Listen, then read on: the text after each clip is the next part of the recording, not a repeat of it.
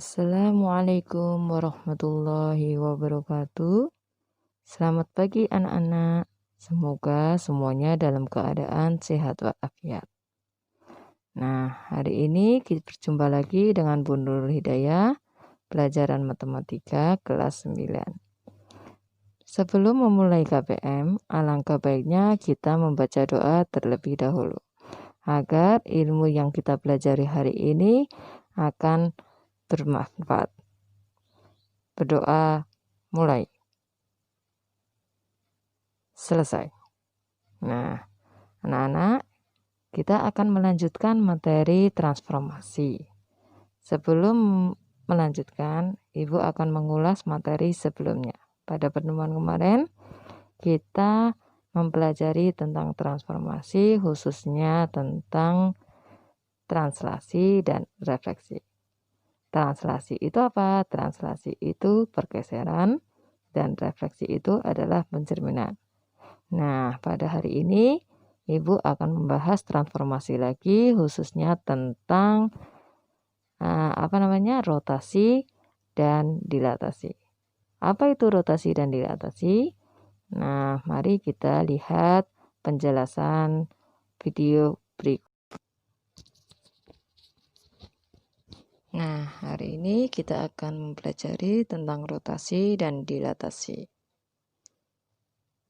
Tujuan pembelajaran. Setelah mempelajari materi hari ini, siswa dapat menentukan titik bayangan setelah dirotasi, dan siswa dapat menentukan letak titik bayangan setelah didilatasi. Apa itu rotasi dan dilatasi? Mari kita bahas. Rotasi atau perputaran. Rotasi adalah perputaran suatu titik atau benda pada suatu koordinat kartesius. Rotasi harus memiliki pusat acuan rotasi dan juga berapa jauh rotasi dilakukan, biasanya dalam satuan derajat. Ketentuannya, jika alfa lebih dari 0 atau alfanya bernilai positif, maka perputaran atau rotasinya berlawanan arah jarum jam. Dan jika alfanya kurang dari 0 atau alfanya negatif, maka perputaran atau rotasinya searah jarum jam.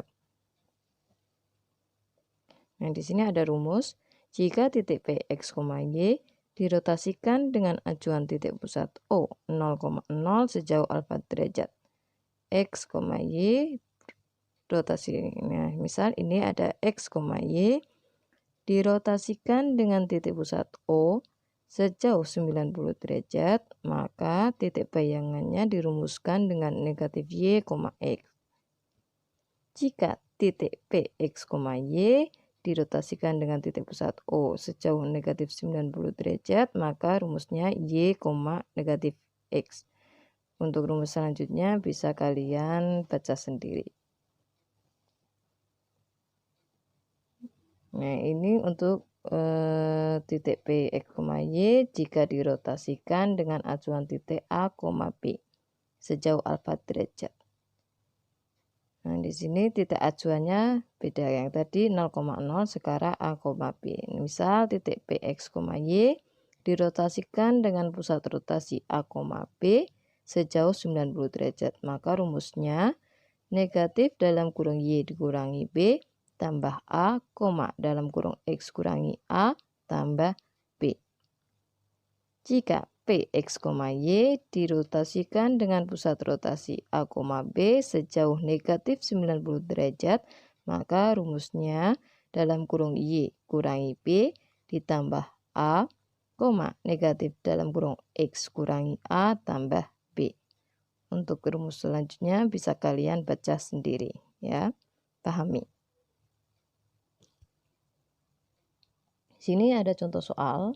Ada sebuah segi 4 PQRS berkoordinat di P 2, negatif 2, Q 4, negatif 1, R 4, negatif 3, dan S 2, negatif 4. Tentukan bayangan PQRS pada rotasi 90 derajat berlawanan arah jarum jam yang berpusat di titik asal. Ada 4 titik koordinat. Dirotasikan sejauh 90 derajat berlawanan, berarti alfanya bernilai positif 90 derajat. berpusat di titik asal. Titik asal itu titik O, 0,0. Nah, ini penjelasannya. Tadi diingat, jika X, Y dirotasikan dengan titik pusat 0,0 sejauh 90 derajat, maka dirumuskan dengan negatif Y, X. Di sini ada 4 titik koordinat, karena segi 4. P, Q, R, S. P, koordinat 2, negatif 2, dirotasikan dengan titik pusat 0,0 sejauh 90 derajat. Maka bayangannya negatif Y, X. Negatif Y, Y-nya negatif 2. Negatif ketemu negatif 2 berarti positif 2. X-nya berapa? X-nya 2. Ya. Untuk Q 4, negatif 1. Rumusnya negatif Y, negatif Y, X. Negatif Y. Y-nya berapa? Negatif 1. Negatif ketemu negatif 1, maka hasilnya positif 1.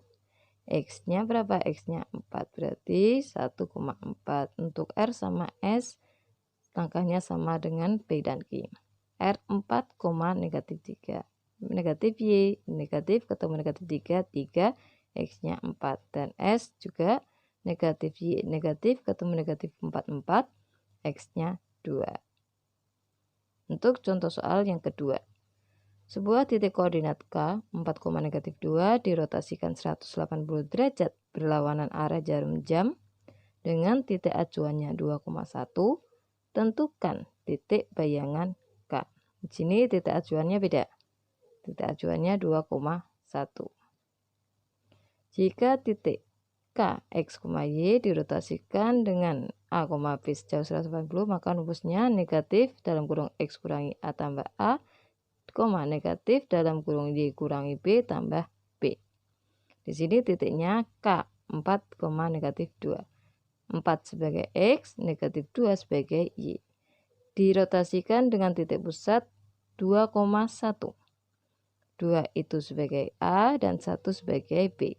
Maka rumusnya negatif dalam kurung X kurangi X-nya 4 dikurangi A-nya 2 ditambah A-nya 2, negatif dalam kurung Y-nya negatif 2 dikurangi B-nya itu 1 ditambah B-nya 1. Ya, maka negatif hasil dari 4 kurangi 2 itu 2. Ditambah 2, negatif hasil dari negatif 2 kurangi 1 itu negatif 3. Tambah 1. Negatif 2 tambah 2 itu habis 0. Negatif ketemu negatif jadi positif. Positif 3 ditambah 1 itu hasilnya 4. Maka bayangannya 0,4. Materi selanjutnya tentang dilatasi atau perkalian. Dilatasi merupakan transformasi yang mengubah ukuran sebuah gambar. Dilatasi membutuhkan titik pusat dan faktor skala. Sini rumusnya misal X, Y. Didilatasi dengan pusat 0,0 dengan faktor skala K, maka bayangannya K kali X, K kali Y. Jika X, Y didilatasi dengan pusat A, B dengan faktor skala K, maka rumusnya X ditambah K kali dalam kurung A kurangi X, Y ditambah K kali dalam kurung B kurangi Y. Nah, mari kita lihat contoh soalnya. Contoh soal yang pertama, sebuah segitiga KLM berkoordinat di K 0,4, L 1,3, dan M 1, negatif 2. Didilatasi dengan titik pusat 0,0. Faktor skalanya 2. Tentukan titik bayangan segitiga KLM tersebut. Nah, di sini tadi rumusnya X, Y dilatasi, maka K kali X, K kali Y. Di sini ada K 0,4. Faktor skalanya 2. 0 kali 2, 0. 4 kali 2, 8. Nah, titik yang L 1,3. Faktor skala 2, maka 1 kali 2, 2. 3 kali 2, 6. Dan M 1, negatif 2. Faktor skala 2, maka kali 1 kali 2, 2. Negatif 2 kali 2, negatif 4. Contoh soal yang kedua. Ada sebuah garis TU berkoordinat di T 4,2 dan U 8,-2. Setelah didilatasi, bayangan yang terbentuk memiliki koordinat di T aksen 6,3 dan U aksen 12,-3. Tentukan faktor skala yang digunakan. Nah, di sini terbalik ya. Cari faktor skalanya. Tadi X, Y, faktor bayangannya menjadi K kali X, K kali Y. Sini diketahui T 4,2 dan bayangannya 6,3. T 6 itu sebagai KX, hasil dari KX, dan 3 itu sebagai hasil dari K kali Y. Nah, kita ambil salah satu, ambil KX ya. KX itu 6, K-nya belum diketahui, X-nya 4. Itu sama dengan 6. Nah, 4 di sini dipindah. Berarti dibagi. K sama dengan 6 bagi 4, tidak bisa.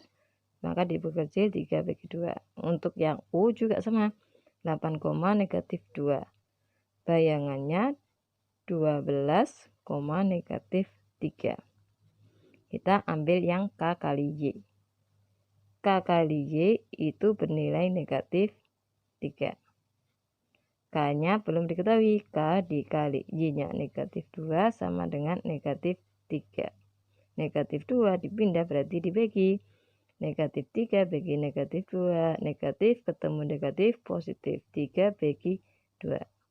Nah, ini hari ini sudah kita pelajari. Nah, sekarang latihan soalnya. Kerjakan soal latihan buku mandiri yang dipinjam dari perpus. Halaman 57 nomor 76, 77 dan 78. Halaman 63 nomor 16 dan 18. Kerjakan di buku tugas, diberi cara. Dan jangan lupa dikasih identitas sebelum menjawab.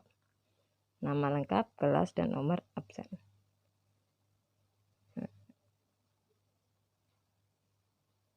Terima kasih. Ini materi yang bisa Ibu sampaikan. Nah, bagaimana anak-anak materi hari ini? Tidak sulit kan? Ya, semuanya itu pasti mudah jika kita ingin belajar. Ya, tidak ada kata sulit kalau kita bisa menjauhkan dari kata malas. Nah, kesimpulannya hari ini yang kita peroleh dari pelajaran hari ini, kita tahu bahwa rotasi itu apa? Rotasi itu tentang perputaran. Nah, yang kedua tentang dilatasi. Dilatasi itu apa? Dilatasi itu tentang perkalian sehingga mengubah ukuran gambar. Nah, anak-anak sampai di sini dulu pertemuan hari ini. Ya, untuk pertemuan depan, insya Allah Ibu akan mengadakan ulangan harian yang kedua tentang materi bab ketiga yaitu transformasi. Nah, anak-anak, kalian persiapkan dahulu dari rumah dan jangan lupa untuk selalu mengikuti protokol kesehatan pemerintah. Menjaga jarak, memakai masker, menghindari kerumunan, dan jangan lupa sering-sering mencuci tangan dengan menggunakan sabun. Sekian dari Ibu. Apabila ada perkataan yang tidak berkenan, Ibu minta maaf. Wabillahi taufiq wal hidayah. Assalamualaikum warahmatullahi wabarakatuh.